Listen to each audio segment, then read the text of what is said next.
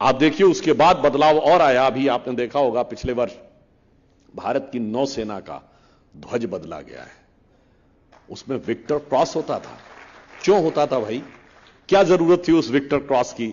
और उसमें अब भारत की नौसेना का एम्बलम जिसमें शन्नो वरुणः लिखा हुआ है और उसके चारों तरफ जो एक हेक्सागोनल वो बना है जिसमें गोल्डन स्ट्रिप बनी हुई है, वो छत्रपति शिवाजी की नौसेना के सिंबल से लिया गया है। इसलिए अगर उस अखबार ने लिखा तो गलत नहीं लिखा था। और मैं एक और उदाहरण देना चाहता हूं। 26 जनवरी को गणतंत्र दिवस होता है, 29 जनवरी को बीटिंग रिट्रीट होती है। बीटिंग रिट्रीट पर जो बैंड बजता था वो क्वीन के सम्मान में बजने वाले गाने एबाइड बाई के ऊपर बजता था, आजादी के इतने साल बाद भी। अब उसे चेंज कर दिया गया मोदी जी के आने के बाद। अब वो उस धुन पे बजता है, ऐ मेरे वतन के लोगों जरा आंख में भर लो पानी। और इतना ही नहीं, कभी आप दिल्ली गए हो तो आप देखें इंडिया गेट के ऊपर जाके देखिए तो लिखा होगा build in the memory of King George visited India in 1911 and embossed are the name of those soldiers who have laid down their life for the service of the British empire.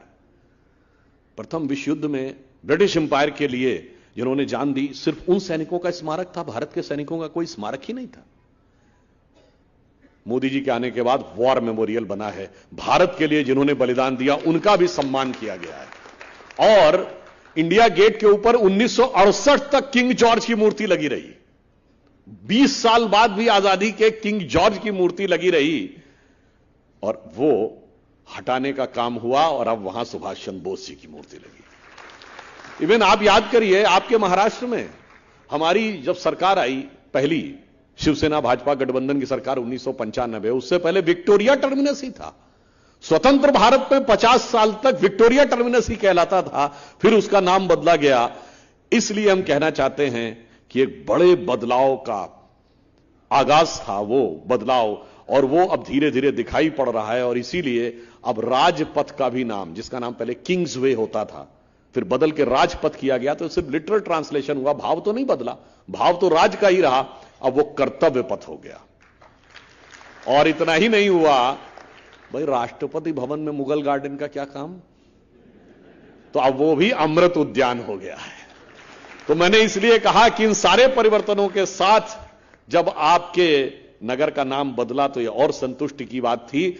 आप समझिए कि मोदी जी की सरकार किस विचार को बदलने के लिए आई थी। और वो विचार कहां से था?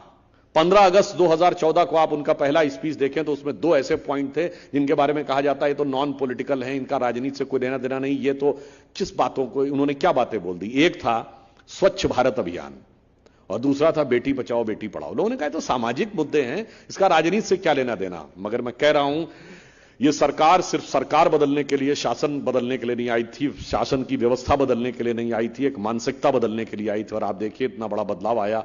9 साल पहले याद करिए, हाथ में किसी के कोई कागज का टुकड़ा रैपर होता था, जितनी आसानी से लोग इधर उधर फेंक दिया करते थे, अब लोग देखते हैं कि डस्टबिन या कूड़ादान कहां है, वहां जाके फेंकते हैं। बेटी बचाओ बेटी पढ़ाओ का यह अंतर पड़ा कि पिछले 9 वर्षों में नवजात शिशुओं में लिंग अनुपात में भारी बढ़ोतरी हुई है। और पहली बार पिछला एक ऐसा वर्ष आया है जब लड़कियों की संख्या नवजात शिशुओं में लड़कों से अधिक हुई है। और राजस्थान और हरियाणा जैसे राज्य जहां यह बहुत ही स्क्यूड था यह अनुपात, वहां भी भारी सुधार हुआ है। इसका अर्थ हुआ है कि विचार सब तरफ बदलाव दिखा है। और आजादी के बाद हम लोग एक लंबे समय तक संघ का एक गीत था जो कहते थे, उगा सूर्य कैसा कहो मुक्ति का ये, उजाला करोड़ों घरों में न पहुंचा, खुला पिंजरा है मगर रक्त अब भी थके पंछियों के परों में न पहुंचा। उसको इंश्योर करने के लिए मोदी जी ने जनधन योजना घोषित की। 48 करोड़ लोग के पास आज जनधन अकाउंट है। और लोग कहते थे कि साहब अकाउंट खुलेंगे नहीं। माननीय भागवत कराट जी निश्चित रूप से ये विषय को जानते होंगे ना, आरबीआई तैयार थी ना फाइनेंस मिनिस्ट्री तैयार थी 2014 में, पर मोदी जी ने दृढ़ता के साथ कहा कि मुझे 31 मार्च 2015 तक 12 करोड़ अकाउंट चाहिए। उन्होंने कहा साहब 1-1.5 करोड़ से अधिक खोले नहीं जा सकते। मगर खुले तो लोगों ने कहा इसमें पैसा कहां से आएगा? मोदी जी ने कहा खोलो तुम अकाउंट, पैसा कहां से आएगा मैं बताऊंगा। फिर क्या हुआ? डायरेक्ट बेनिफिट ट्रांसफर शुरू हुआ और आज उन अकाउंट्स में 1,92,000 करोड़ रुपया उन अकाउंट्स में है। और उससे जानते क्या लाभ हुआ? जब डायरेक्ट बेनिफिट ट्रांसफर हुआ तो एक दौर में भारत के एक प्रधानमंत्री कहते थे 1 रुपया चलता है और 15 पैसे पहुंचता है, अब 100 का 100 पैसा पहुंचने लगा। और आप सबने जरूर सुना होगा कि वो कहते थे 1 रुपया चलता है 15 पैसे पहुंचता, पर पूरा वक्तव्य नहीं ध्यान होगा आप लोगों को। जानते हैं सदन में राजीव गांधी जी ने क्या कहा था? एक हाथ से दूसरे हाथ तक जाने में रुपया घिस जाता है, तो वो घिसते घिसते 15 पैसे पहुंचता है। इसका अर्थ हुआ एक हाथ से दूसरे हाथ, तीसरे हाथ से चौथे हाथ जाते जाते 85% हाथ वालों के हाथ में पहुंच जाया करता था, वो अब रुक गया। और उसका प्रभाव क्या पड़ा कि आप समझिए कि उसके द्वारा 1 लाख करोड़ रुपए की भारत सरकार का जो पिलफ्रेज हो जाता था, यानी वो पैसा ऐसी जगह चला जाता था जो करप्शन में चला जाता था, वो बचा। वो कैसे बचा? 4-4.5 करोड़ ऐसे राशन कार्ड निकले जो सिर्फ कागज पे थे, वो व्यक्ति कभी थे ही नहीं। 1 करोड़ के आसपास ऐसी महिलाएं थी जो थी ही नहीं, उनके पेंशन ली जा रही थी। और तमाम ऐसी चीजें कि जो कि कभी सर्टिफिकेट पर ही थी और उनके द्वारा करप्शन हो रहा था। तमाम ऐसे गैस कनेक्शन थे जिनकी सब्सिडी ली जा रही थी और वो हकीकत में नहीं थे, वो सारी चीजें समाप्त हुई। फिर चाहे आयुष्मान भारत योजना के द्वारा 50 करोड़ लोगों को हेल्थ का कवर देना हो, फिर चाहे उज्ज्वला योजना के द्वारा महिलाओं को गैस की उपलब्धता सुनिश्चित करानी हो, या फिर आप देखें कि ये जो एलईडी बल्ब्स थे, ये 37 करोड़ एलईडी बल्ब्स डिस्ट्रीब्यूट कराए जो अमेरिका की कुल आबादी से ज्यादा थी। तो एक तो हुआ कि हर व्यक्ति के हाथ में वह शक्ति पहुंचे जो उसकी जरूरत है। अब दूसरी चीज आती है विकास। अब विकास में हम कहां पर पहुंचे? आज समझिए 37 किलोमीटर पर डे भारत में सड़क बन रही है। 70 एयरपोर्ट थे हमारे आने से पहले, 140 एयरपोर्ट हो गए। हमारे आने से पहले केवल रेलवे का 30% से भी कम 25% इलेक्ट्रिफिकेशन था, वो 90% हो गया है। और एफिशिएंसी इस लेवल की आई है कि अगर देखिए भारत को यदि विकसित राष्ट्र बनना था तो पावर एक बहुत बड़ा रिक्वायरमेंट है ना। हमारी सारी पावर की आवश्यकताएं मेजॉरिटी कोयले से पूरी होती थी। अगर हम कोयले के द्वारा ही बिजली उत्पादन पे जाते तो महंगा भी पड़ता और प्रदूषण पे भी भारी प्रभाव पड़ता। परंतु मोदी जी ने आकर शुरू किया सोलर एनर्जी, और सोलर एनर्जी के अलावा उन्होंने ग्रीन एनर्जी का एक टारगेट रखा था कि 2030 तक भारत का 40% पावर का प्रोडक्शन ग्रीन एनर्जी से होगा। और यह पहली बार भारत के इतिहास में हुआ कि वो टारगेट 8 साल पहले अचीव हो गया 2022 में। अब वो 2030 के लिए 50% कर दिया गया है। हो सकता है लोगों ने सोचा हो कि हम भी सोलर एनर्जी करेंगे, मगर इतना बड़ा परिवर्तन किसी ने नहीं सोचा होगा कि सोलर एनर्जी में जो परिवर्तन आया कि एक इंटरनेशनल सोलर अलायंस बना और उसका लीडर भारत बना। अब आप यही देखिए कि विकास में हम उस सीमा तक पहुंचे कि हम 5वीं बड़ी अर्थव्यवस्था बने। और यह भी संयोग देखिए कि हम स्वतंत्रता के अमृत महोत्सव वर्ष में उस ब्रिटेन को पीछे छोड़कर 5वीं बड़ी अर्थव्यवस्था बने जो कभी हम पे हुकूमत करता था। और अभी प्रधानमंत्री जी ने कहा है कि शीघ्र ही हम जर्मनी को पीछे छोड़कर चौथी और जापान को पीछे छोड़कर तीसरी बड़ी अर्थव्यवस्था बन जाएंगे, यदि भगवान ने चाहा तो चंद वर्षों में, अगले 5 साल में। और उससे भी अधिक संयोग देखिए कि स्वतंत्रता के अमृत महोत्सव वर्ष में उस ब्रिटेन में जहां अंग्रेज कहते थे कि भारतीयों पे इसलिए हुकूमत करने की जरूरत है कि इन्हें राज करना नहीं आता, हम इन्हें बताएंगे राज कैसे होगा, वहां पर उनकी सरकारों में इतनी उठापटक हुई कि एक भारतीय आज राज करके उन्हें बता रहा है कि राज कैसे किया जा सकता है। परंतु क्या बताएं, हमारे कुछ अब अगला चरण आता है। ये सारी बातें अपनी जगह हैं जब तक राष्ट्र की सुरक्षा मजबूत नहीं हो। तो मोदी जी ने अगला काम किया राष्ट्र की सुरक्षा मजबूत करने का। और राष्ट्र की सुरक्षा मजबूत करने में यह सबसे पहली बात क्या थी कि हमारी सेना के पास पूरी शक्ति थी, मगर सेना के पास क्या स्थिति थी? यह बैरक ओबामा का बहुत स्टेटमेंट कोट करते हैं। बैरक ओबामा ने अपनी एक किताब लिखी है द प्रॉमिस्ड लैंड। उसमें 2010 की भारत यात्रा में मनमोहन सिंह जी के हवाले से उन्होंने यह लिखा कि 26/11 के मुंबई हमले के बाद भारत की सेना एक कड़ी कार्रवाई करने के लिए तैयार थी, पर तत्कालीन कांग्रेस सरकार ने इसलिए उसे अनुमति नहीं दी क्योंकि उन्हें डर था कि उससे उपजे वातावरण से भारतीय जनता पार्टी को लाभ होगा। इसका अर्थ यह था कि हमारी सेना के शौर्य में कोई कमी नहीं थी, केवल नेताओं की दृढ़ता में कमी थी।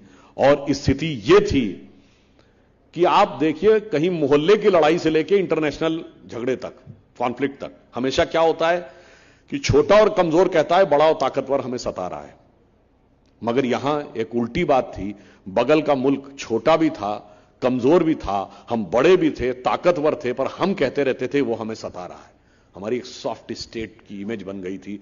मोदी जी ने आने के बाद उसको बदल दिया।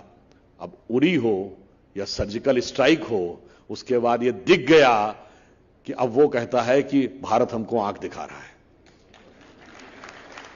और इतना ही बड़ा बदलाव नहीं आया। बदलाव यह आया कि हमने 9 साल में कोई पाकिस्तान से ऑफिशियल बायलैटरल डायलॉग नहीं किया, और उसके बावजूद हम उस मुकाम में पहुंचे कि पाकिस्तान की पार्लियामेंट में खड़े होकर उनके सांसद का वो बयान याद करिए कि उन्होंने तत्कालीन विदेश मंत्री शाह महमूद कुरैशी साहब का स्टेटमेंट कोट करते हुए कहा, उन्होंने कहा मैं वहां पर था, शाह महमूद कुरैशी साहब बैठे हुए थे, पाकिस्तान के आर्मी चीफ आए और उनके पांव कांप रहे थे, और उन्होंने कहा खुदा का वास्ता है शाम तक अभिनंदन को वापस कर दो वरना इंडिया अटैक कर देगा। यह हमने हासिल किया। यह तो 1971 में भी नहीं देखने को मिला था। तो कुछ लोगों ने हम लोगों से कहा, एक बार टीवी डिबेट में लोगों ने कहा साहब अटल जी तो ये कहते थे कि पड़ोसी हम बदल नहीं सकते, दोस्त बदल सकते हैं, तो मोदी जी ने तो नीति बदल दी। हमने कहा नहीं, नीति नहीं बदली है। मोदी जी ने यह बताया है, उन्होंने अटल जी की नीति को आगे बढ़ाया है। पहले हमने कहा कि हम दोस्त बदल सकते हैं, पड़ोसी नहीं बदल सकते, तो मोदी जी ने कहा पड़ोसी नहीं बदल सकते हैं पर पड़ोसी को हैसियत में रख सकते हैं। और आज स्थिति यह है कि अभी आप मोदी जी की विदेश यात्रा पे इमरान खान का बयान याद करिए। उन्होंने कहा कि आज दुनिया में जो भारत को स्वागत सम्मान मिल रहा है, अब बहुत साफ हो गया कि भारत पाकिस्तान के सीमा का विवाद जो कभी अंतर्राष्ट्रीय मुद्दा होता था वो अब सिर्फ भारत पाकिस्तान की सीमा तक रह गया। और हालत आज जानते हैं क्या हो गई है? वहां की खुद की हालत ये हो गई। आप सबने एक गाना सुना होगा, हम लोगों ने भी बचपन में बहुत सुना था, जागृति फिल्म थी 1954 की, आओ बच्चों तुम्हें दिखाएं झांकी हिंदुस्तान की, इस मिट्टी से तिलक करो ये धरती है बलिदान की। इसी फिल्म की नकल पर 1955 में पाकिस्तान में एक फिल्म बनी बेदारी, जिसमें हूबहू इसी फिल्म के वर्डिंग से कॉपी करके गाना बनाया गया, आओ बच्चों सैर कराएं तुमको पाकिस्तान की, इसकी खातिर हमने दी कुर्बानी लाखों जान की। आज वहां के लोग खुद उसके ऊपर एक पैरोडी बनाए हैं कि आओ बच्चों सैर कराएं तुमको पाकिस्तान की, ना बिजली ना पानी है और ना हिफाजत जान की, यहां तो क्लाशनिकोव भी मिलती है अब कीमत में नान की, आओ बच्चों सैर कराएं तुमको पाकिस्तान की। तो इसलिए हम कह रहे हैं कि इतना बड़ा बदलाव आया भारत के सुरक्षा और स्वाभिमान को लेकर। और कई बार लोग चीन को लेकर बहुत बोलते हैं, तो मैं चीन के लिए भी याद दिला देना चाहता हूं, हमने मोदी जी के नेतृत्व में चीन को किस तरीके से डील किया। अभी आप देखिए उनकी अमेरिका यात्रा के समय चीन के लिए अमेरिका ने शी जिनपिंग के लिए तानाशाह शब्द का प्रयोग कर दिया, जिसको लेकर चीन के विदेश मंत्रालय ने आपत्ति दर्ज की। धारा 370 को लेकर चीन ने जमीन आसमान एक कर दिया, मगर संयुक्त राष्ट्र संघ में एक लाइन का प्रस्ताव नहीं ला पाया। यह भारत की कूटनीतिक दक्षता थी। मसूद अजहर को हमने आतंकवादी घोषित करवा लिया, चीन नहीं रोक पाया। शंघाई कारपोरेशन में मोदी जी ने आतंकवाद का विषय प्रस्ताव में इंक्लूड करा दिया, चीन नहीं रोक पाया। नेशनल सप्लायर ग्रुप में एनएसजी में हमें वेबर मिला, उसमें मनमोहन सिंह सरकार ने भी बड़ी भूमिका निभाई थी, वो चीन नहीं रोक पाया। मिसाइल टेक्नोलॉजी कंट्रोल रिजीम में हम सदस्य बने, चीन नहीं रोक पाया। और आप सोचिए आज चीन के थिंक टैंक कहते हैं कि China is facing its worst diplomatic isolation post Tiananmen Square. 1989 में जो तियानामेन स्क्वायर पर नरसंहार हुआ था, उसके बाद के सबसे बुरे कूटनीतिक दौर में है, जो इन लोगों को समझ में नहीं आता। जैसे बहुत से लोग मजाक में कहते हैं ना, अरे भाई मोदी जी तो अहमदाबाद में झूला झुला रहे थे शी जिनपिंग को। हमने कहा वो झूला तो अभी भी झुला रहे हैं, आपको समझ में नहीं आ रहा है। हमने कहा ये बताइए आज डिप्लोमेटिकली चाइना के साथ कितने देश खड़े हैं? आप सिर्फ 2 देशों का नाम ले सकते हैं, नॉर्थ कोरिया और पाकिस्तान। तीसरा देश नहीं बता सकते जो चीन के साथ खड़ा हो। और चीन का नक्शा देखिए, इधर है पाकिस्तान, उधर है north Korea. North Korea Pakistan, north Korea Pakistan से झूला झूल रहे हैं, तीसरा उनको मिल ही नहीं रहा है, ऐसा झूला उन्होंने झुलाया है। इसलिए मैं कहना चाहता हूं भारत का राष्ट्र गौरव, भारत का आत्म गौरव, वो सारी चीजें उस प्रखरता के साथ उभरी। और फिर इतना ही नहीं हुआ, कोई भी वो देश कितनी भी सुरक्षा, और फिर आप सोचिए गलवान में हमारी चीन के साथ झड़प हुई, जिसमें हमारे 20 सैनिक बलिदान हो गए हाथापाई में, बगैर गोली चले। आपको बात गले के नीचे उतरती है, चीन ने तो अपने मारे गए सैनिक तो छोड़िए, किसी घायल सैनिक का भी आंकड़ा नहीं दिया ये किसी के गले के नीचे उतरेगी कि हाथापाई की फाइट में 20 लोगों के प्राण चले जाएं और उधर से एक भी घायल ना हो। ये उसी को सही लग सकता है जिसके दिमाग में चाइनीज वायरस घुसा हुआ हो, या जिसका चीन के करार से प्यार में इतना इकरार हो कि वो चीन के खिलाफ तकरार की कोई बात बोलना ही ना चाहता हो। इसलिए मैं कहना चाहता हूं कि आर्थिक विकास से लेकर राष्ट्रीय सुरक्षा तक, और फिर सुरक्षा भी किसी देश की स्थायी नहीं रह सकती जब तक उसमें आत्मगौरव का बोध ना हो। तो उस आत्मगौरव के बोध के लिए याद करिए, जब वो पहली बार विदेश यात्रा पे गए, एक तो अगर आपको याद हो उनकी पहली विदेश यात्रा कहां की थी, पहली भूटान की और दूसरी काठमांडू की, नेपाल की। और जैसे वो पशुपतिनाथ जी के मंदिर से जिस वेशभूषा में निकले थे, त्रिपुंडी लगाए हुए, रुद्राक्ष की माला, भगवान पशुपतिनाथ की अर्चना करके, किसी भारत के प्रधानमंत्री को कभी ऐसे देखा था? ये आत्मगौरव का भाव था।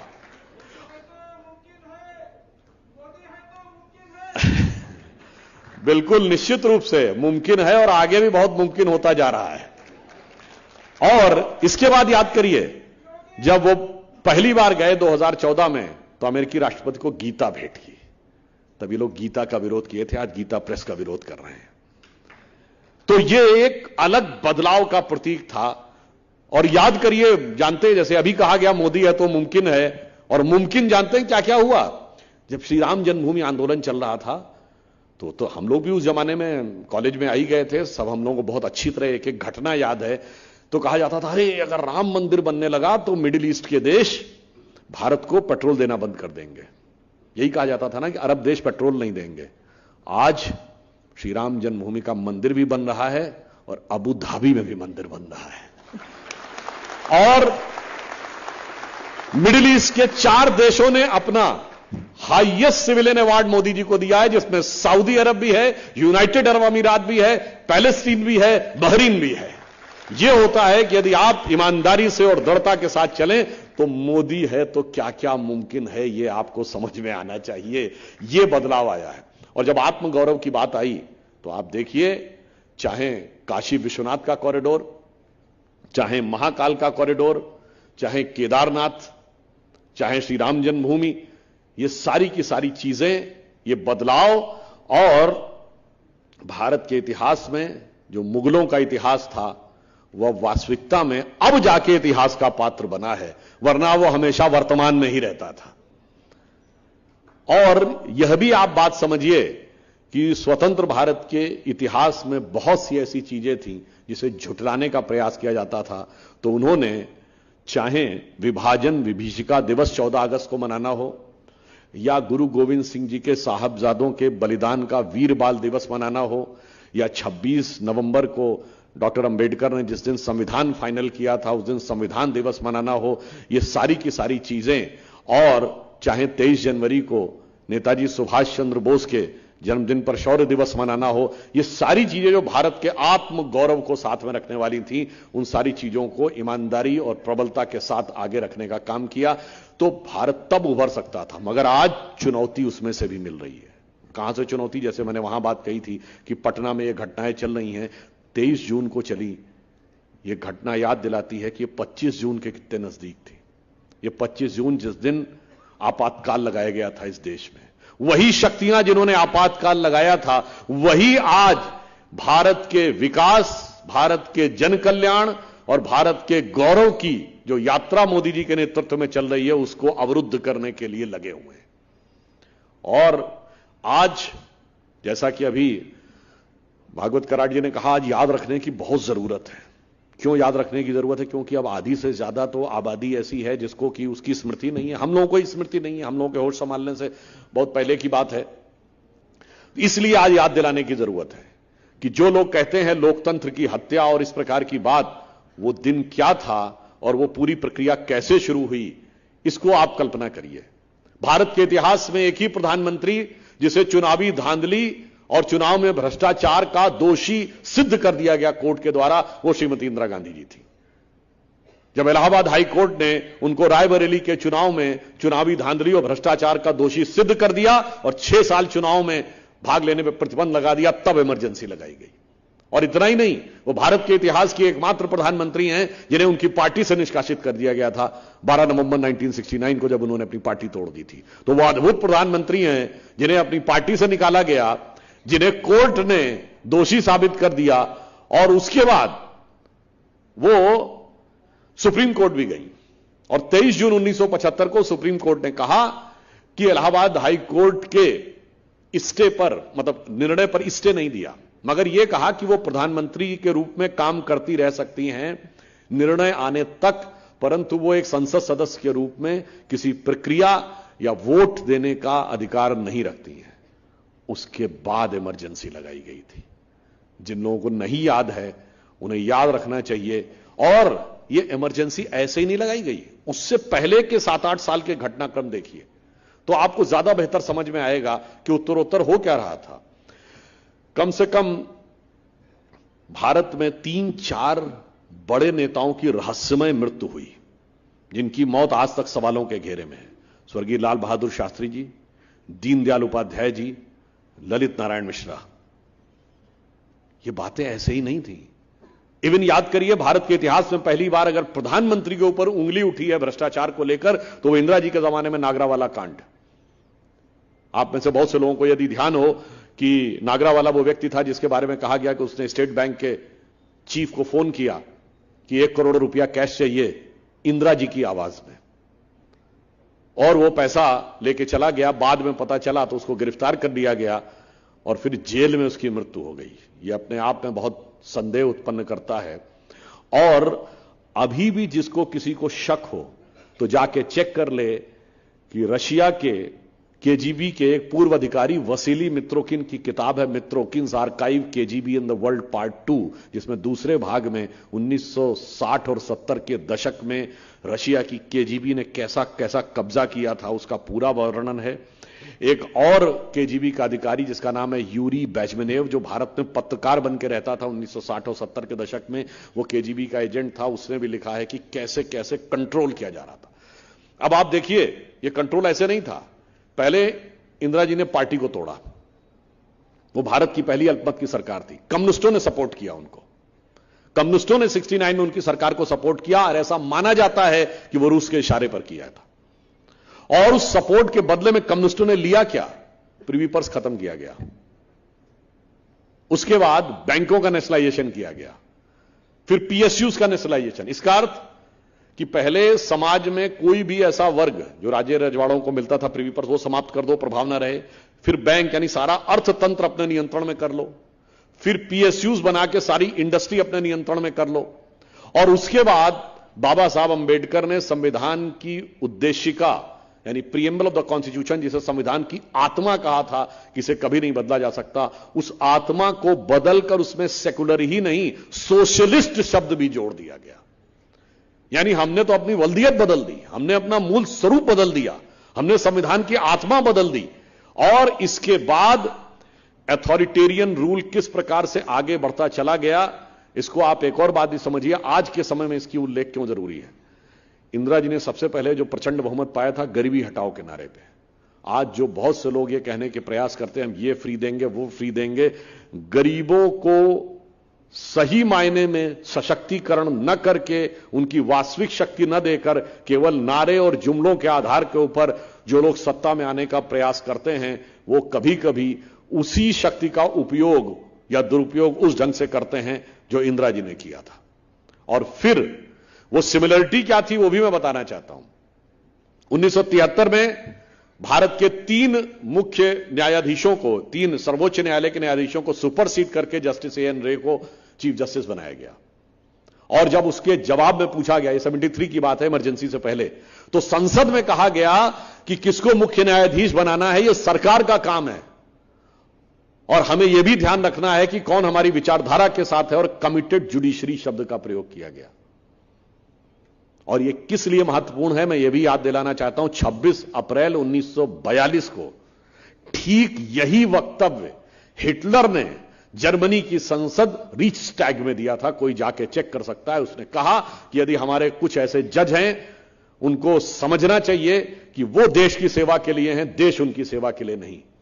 और अगर वो इस समय the need of the hour यानी समय की जो जरूरत है या मांग है उसको नहीं समझेंगे तो मैं हस्तक्षेप भी करूंगा और उन्हें हटाऊंगा भी। कितनी सिमिलरिटी है कि जो 1942 26 अप्रैल को हिटलर जर्मनी की संसद में बोल रहा है और 1973 में इंदिरा जी के जमाने में जो भारत की संसद में बोला जा रहा है। दूसरी सिमिलरिटी आपको बताता हूं, हिटलर का एक बहुत खास सहयोगी था, सबसे विश्वस्त, जिसका नाम था रूडोल्फ हेस। 1934 में नाजी पार्टी का एक बड़ा कन्वेंशन हुआ, बड़ा अधिवेशन। उसमें नाजियों की एक बड़ी प्री फिल्म थी, इसका नाम था ट्रायम्फ ऑफ द विल। उसका मंचन कराया गया। जब वो मंचन समाप्त हुआ तो जोश में आके रूडोल्फ हेस ने पूरे अधिवेशन में नारा लगवाया, Hitler is Germany and Germany is Hitler. ठीक यही नारा इमरजेंसी के समय India is Indira and Indira is India लगवाया गया। और यह किसी सामान्य कांग्रेस नेता का बयान नहीं था, तत्कालीन कांग्रेस अध्यक्ष देवकांत बरुआ का बयान था, जिसके लिए आज तक किसी कांग्रेस अध्यक्ष ने माफी नहीं मांगी है। तो आज भी कांग्रेस का ऑफिशियल स्टैंड। आप सोचिए, हम जिस देश को भारत माता मानते थे उस देश को एक नेता के ऊपर तराजू पे तौल दिया गया और वह नेता जो कि कोर्ट से दोषी होने के बाद 6 साल के लिए डिबार्ड हो गया था। और उसके बाद सिर्फ इतना ही नहीं रहा, आज जो लोग ये बातें करते हैं, मूल अधिकार समाप्त हो गए और मूल स्मरण करके मन में वेदना उत्पन्न होती है। परंतु मैंने कहा कि दूसरा भाव इसलिए उत्पन्न होता है क्योंकि ये ही वो महापुरुष हैं जिन्होंने, हम दुनिया के एकमात्र प्रागैतिहासिक राष्ट्र हैं, we are the only surviving ancient civilisation of the world. तो अनादिकाल से इस राष्ट्र की यज्ञ की ज्वाला में समय समय पर ऐसे महापुरुषों ने आहुति दी है अपने जीवन की, समस्त मधुर भावों की। उस वजह से भारत की यह परंपरा अक्षुण्ण चली आ रही है। विस्मय इसलिए होता है कि स्वतंत्रता के बाद भी इसका नाम औरंगाबाद था।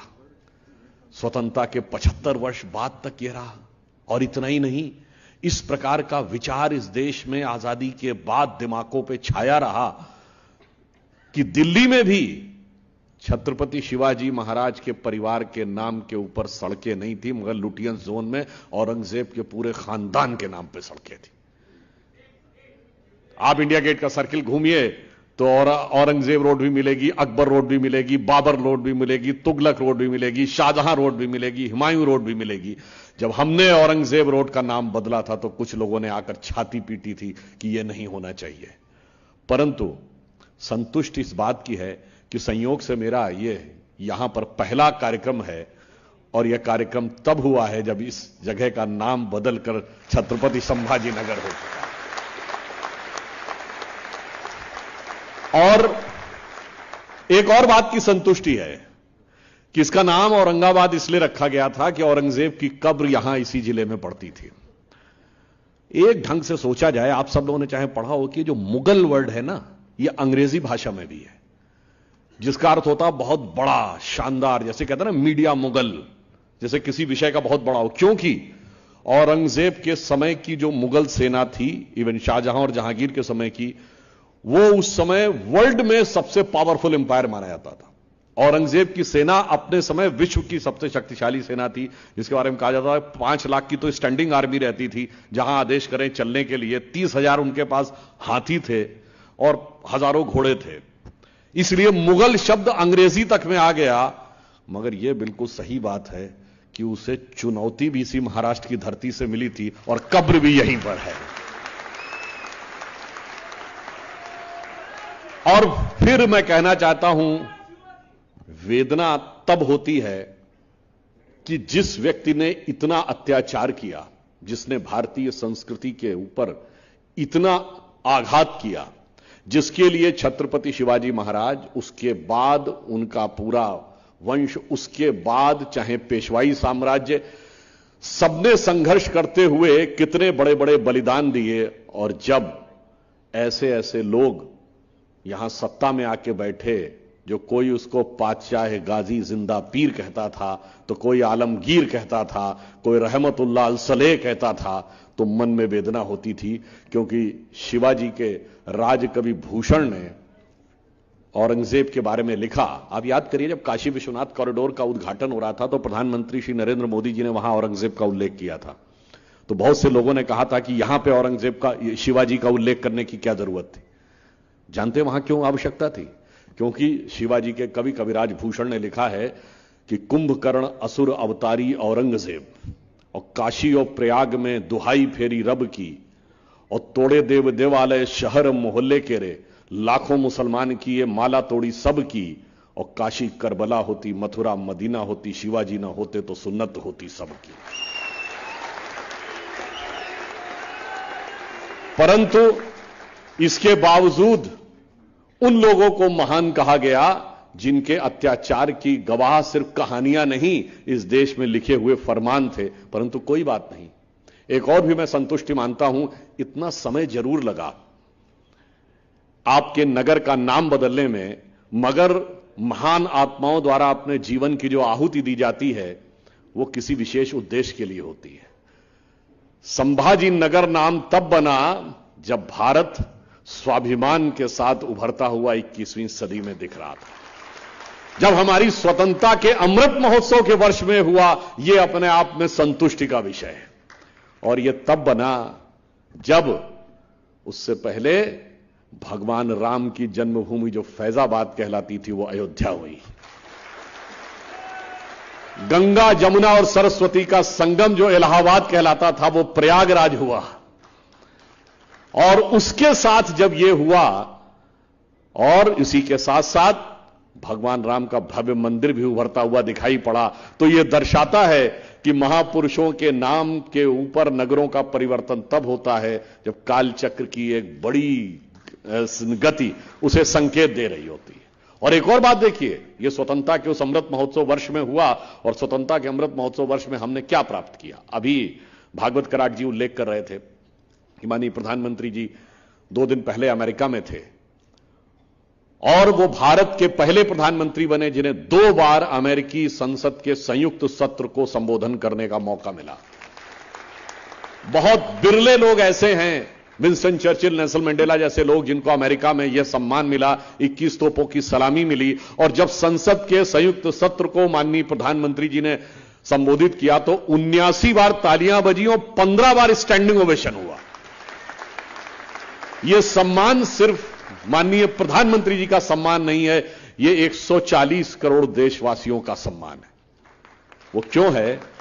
क्योंकि 140 करोड़ देशवासियों ने वह शक्ति उन्हें दी है जो स्पष्ट बहुमत की निर्णायक सरकार दी है। उस कारण से भारत आज उस स्थिति में जाकर वहां पर दिखा पाया है कि पूरे विश्व में क्या दिखाई पड़ रहा है। आप याद करिए, उससे पहले पूरब की तरफ देखिए तो ऑस्ट्रेलिया का प्रधानमंत्री कहता मोदी इज द बॉस, और पापुआ न्यू गिनी के प्राइम मिनिस्टर ने उनके पांव छुए। हमें याद आता, मैं यूट्यूब पे देख रहा था कि वो एक पाकिस्तान का व्यक्ति बोल रहा है अपने हालात को देख के, उसको पापुआ न्यू गिनी नाम नहीं याद आ रहा, कह रहा है वो कौन सा मुल्क है जिसके वजीर आजम ने मोदी के पांव छू लिए। तो एंकर उससे कहता पापुआ न्यू गिनी, कहता अच्छा हाँ पपुआ है, पपुआ शायद। फिर कहता बताइए साहब, वो पपुआ का प्राइम मिनिस्टर वजीर आजम इनके पैर छू रहा, पांव छू रहा है, और एक हमारा वजीर आजम है दुनिया में जगह जगह जाके पांव पकड़ रहा, हमारे कोई पैसे नहीं दे रहा कि हमको मुक्ति मिल जाए।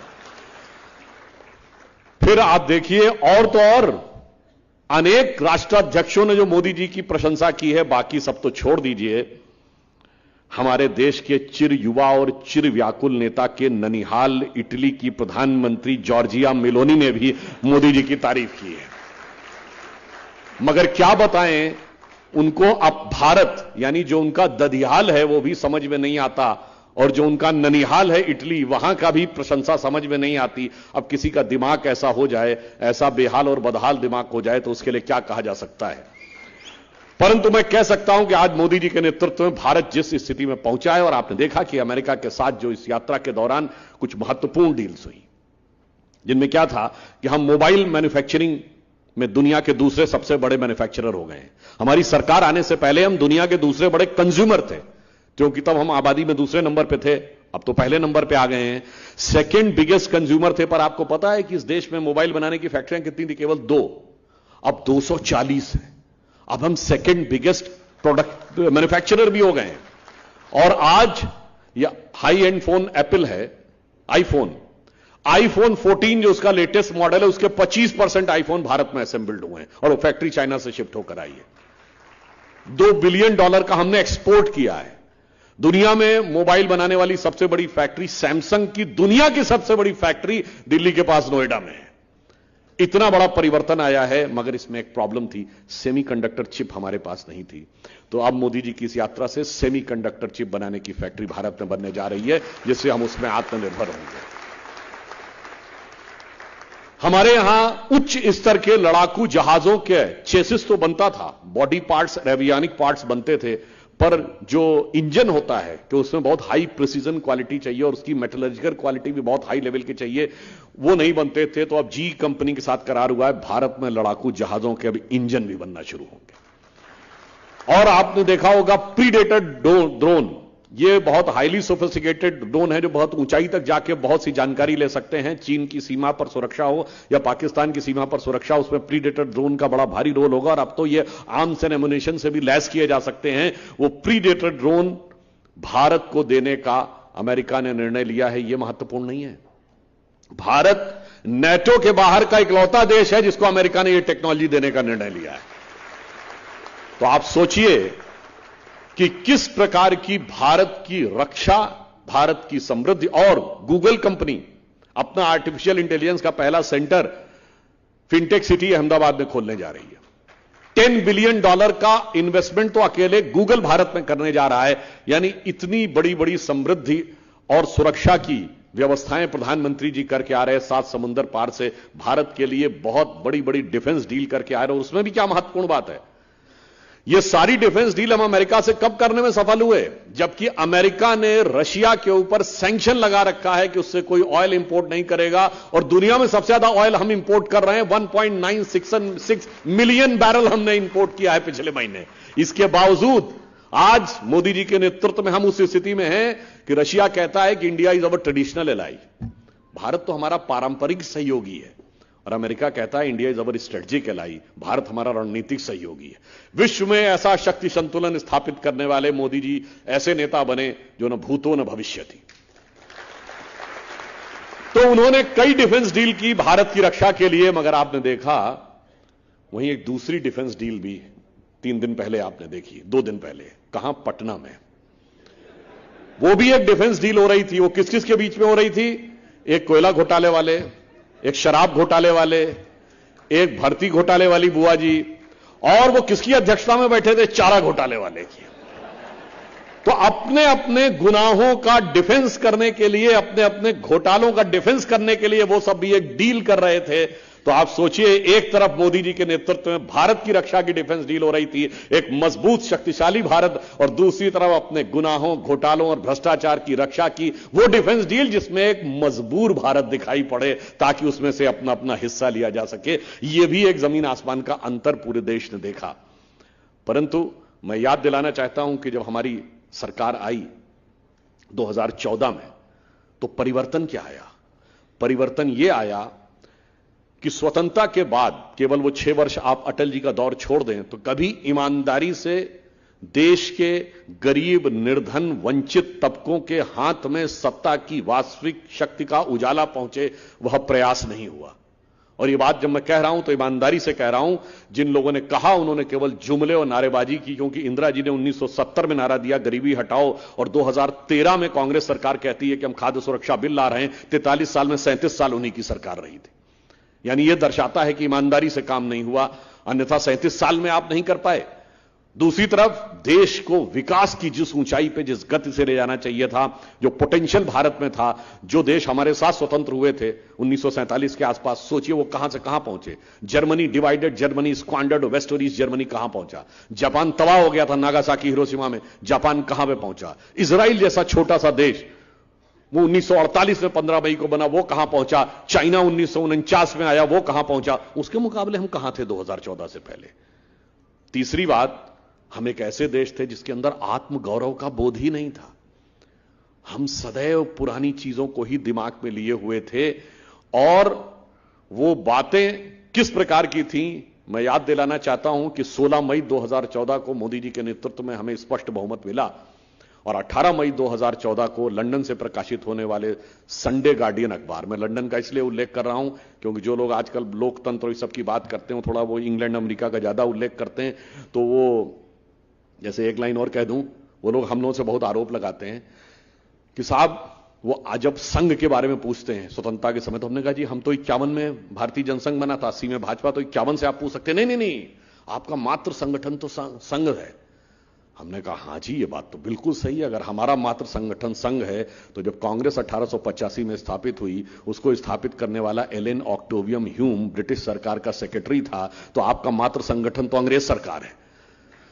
इसलिए मैं अंग्रेजों का ही अखबार कोट कर रहा हूं। संडे गार्डियन ने अपने संपादकीय में लिखा कि 18 मई 2014 को लिखा कि 16 मई 2014, यानी जिस दिन मोदी जी के नेतृत्व में हमें स्पष्ट बहुमत मिला, should be remembered in Indian history as its second tryst with destiny.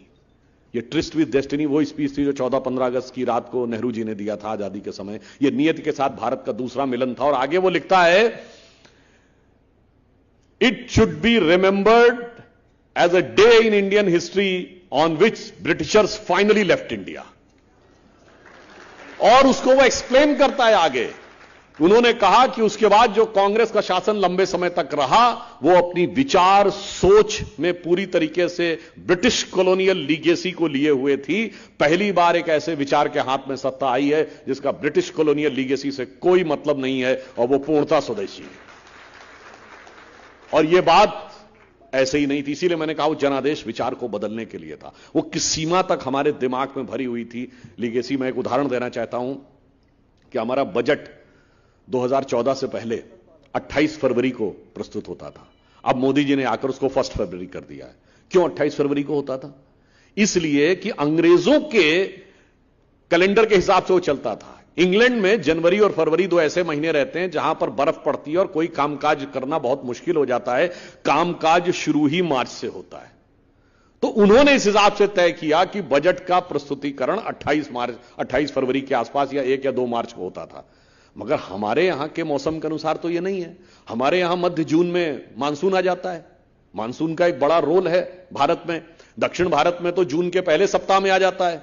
तो अगर हम मार्च में बजट पास करते थे तो अप्रैल और मई 2 महीनों के अंदर, यानी बजट सत्र समाप्त होते होते तो अप्रैल आ जाता था, जहां जहां आवंटित बजट पहुंचना चाहिए था वो उस समय तक नहीं पहुंच पाता था। तो मोदी जी ने कहा अब यह विचार छोड़ो और 1 फरवरी को होता है तो अब मानसून शुरू होने से पहले सब जगह बजट सही ढंग से पहुंच जाता है। और वो मानसिकता कैसी थी याद करिए, अटल जी की सरकार आने से पहले तक 1998 भारत का पहला बजट था जो 11 बजे संसद में प्रस्तुत हुआ।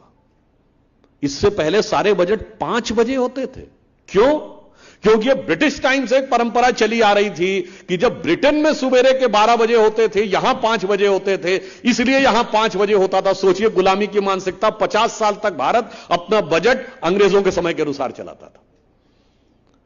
आप देखिए उसके बाद बदलाव और आया। अभी आपने देखा होगा पिछले वर्ष भारत की नौसेना का ध्वज बदला गया है।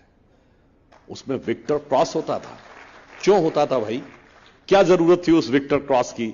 और उसमें अब भारत की नौसेना का एम्बलम जिसमें शन्नो वरुणः लिखा हुआ है और उसके चारों तरफ जो एक हेक्सागोनल वो बना है जिसमें गोल्डन स्ट्रिप बनी हुई है, वो छत्रपति शिवाजी की नौसेना के सिंबल से लिया गया।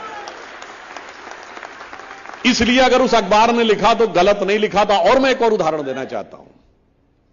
26 जनवरी को गणतंत्र दिवस होता है, 29 जनवरी को बीटिंग रिट्रीट होती है। बीटिंग रिट्रीट पर जो बैंड बजता था वो क्वीन के सम्मान में बजने वाले गाने एबाइड बाई के ऊपर बजता था, आजादी के इतने साल बाद भी।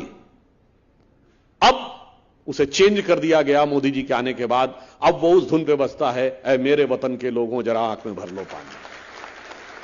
और इतना ही नहीं, कभी आप दिल्ली गए हो तो आप देखें इंडिया गेट के ऊपर जाके देखिए तो लिखा होगा build in the memory of King George visited India in 1911 and embossed are the name of those soldiers who have laid down their life for the service of the British empire.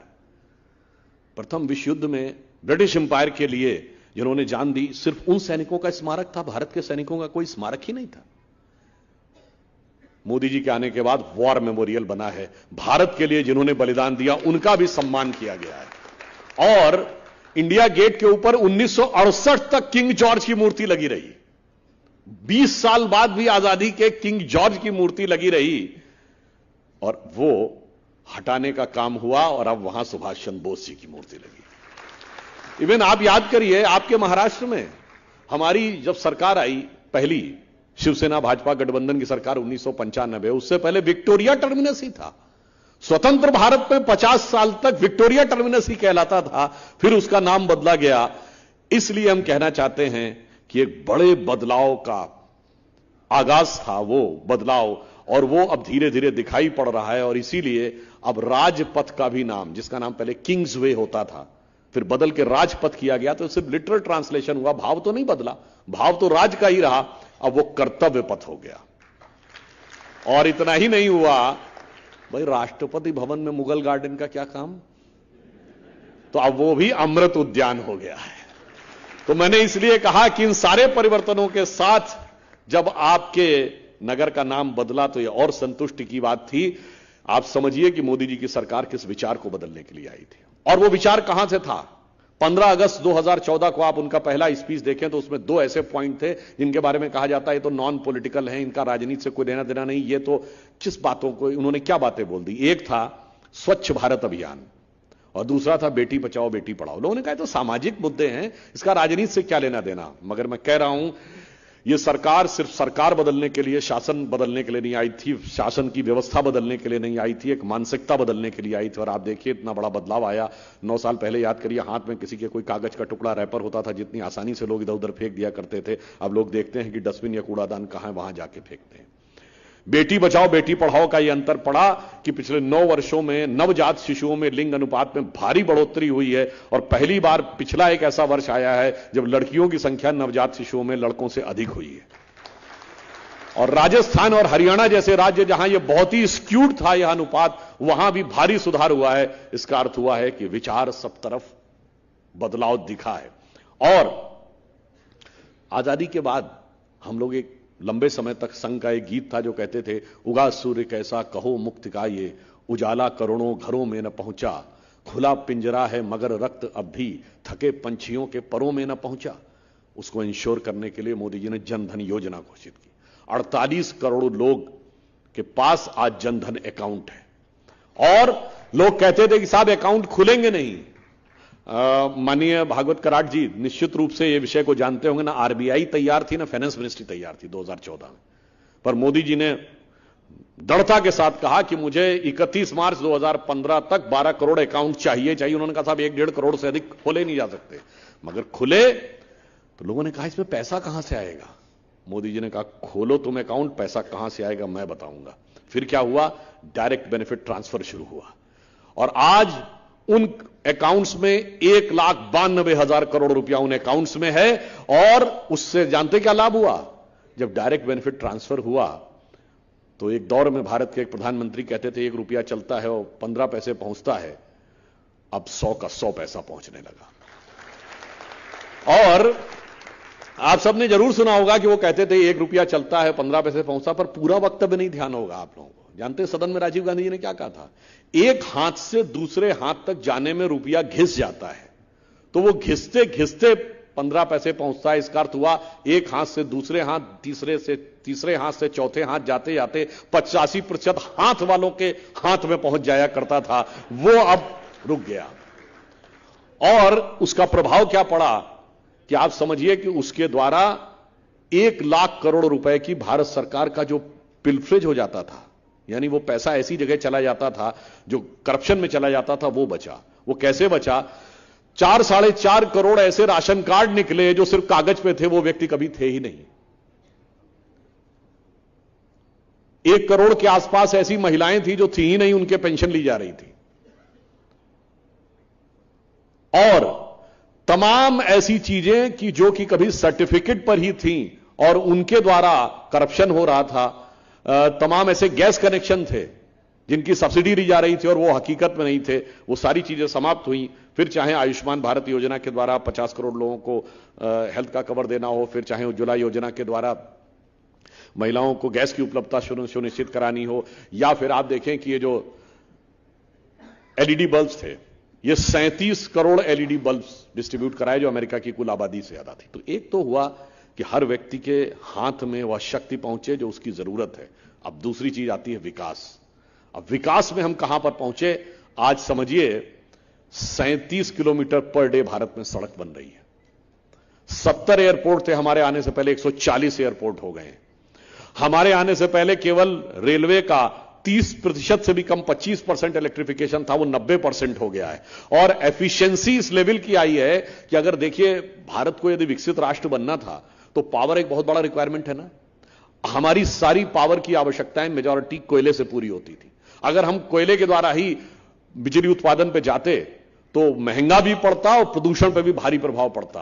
परंतु मोदी जी ने आकर शुरू किया solar energy, और solar energy के अलावा उन्होंने green energy का एक टारगेट रखा था कि 2030 तक भारत का 40% पावर का प्रोडक्शन ग्रीन एनर्जी से होगा। और यह पहली बार भारत के इतिहास में हुआ कि वो टारगेट 8 साल पहले अचीव हो गया 2022 में।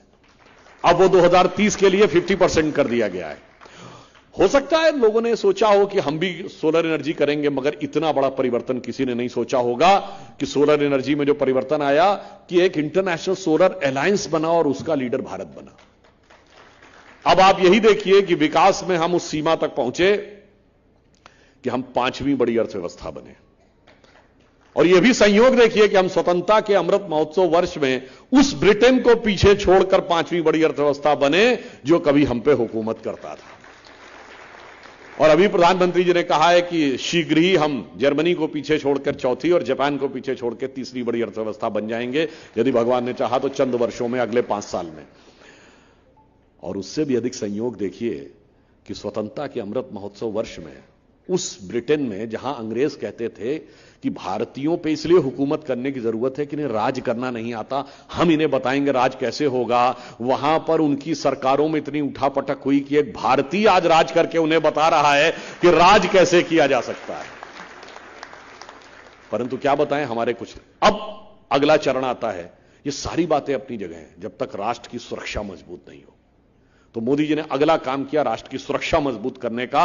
और राष्ट्र की सुरक्षा मजबूत करने में यह सबसे पहली बात क्या थी कि हमारी सेना के पास पूरी शक्ति थी, मगर सेना के पास क्या स्थिति थी? यह बैरक ओबामा का बहुत स्टेटमेंट कोट करते हैं। बैरक ओबामा ने अपनी एक किताब लिखी है द प्रॉमिस्ड लैंड। उसमें 2010 की भारत यात्रा में मनमोहन सिंह जी के हवाले से उन्होंने यह लिखा कि 26/11 के मुंबई हमले के बाद भारत की सेना एक कड़ी कार्रवाई करने के लिए तैयार थी, पर तत्कालीन कांग्रेस सरकार ने इसलिए